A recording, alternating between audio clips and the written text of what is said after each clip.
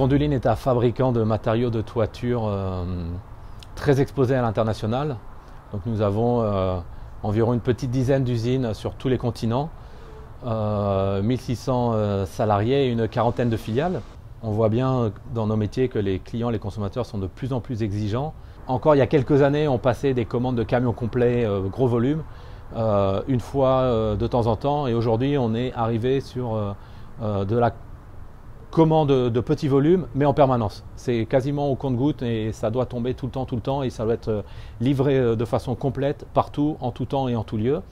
Donc on voit bien que les clients sont plus exigeants, plus compliqués, sont plus soucieux de la durabilité et en même temps demandent de déployer beaucoup plus d'efforts et de trésors d'ingéniosité pour les livrer partout, tout le temps. Pour ce qui concerne la partie supply chain, nous faisons des efforts. Donc en ce moment, je suis en train de piloter un projet de revue des packaging.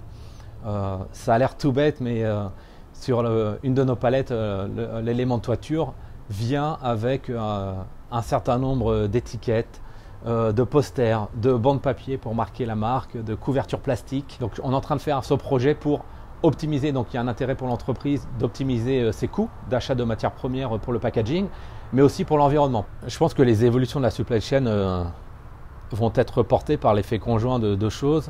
Un, c'est l'exigence des clients qui ne fait qu'augmenter, et de la digitalisation.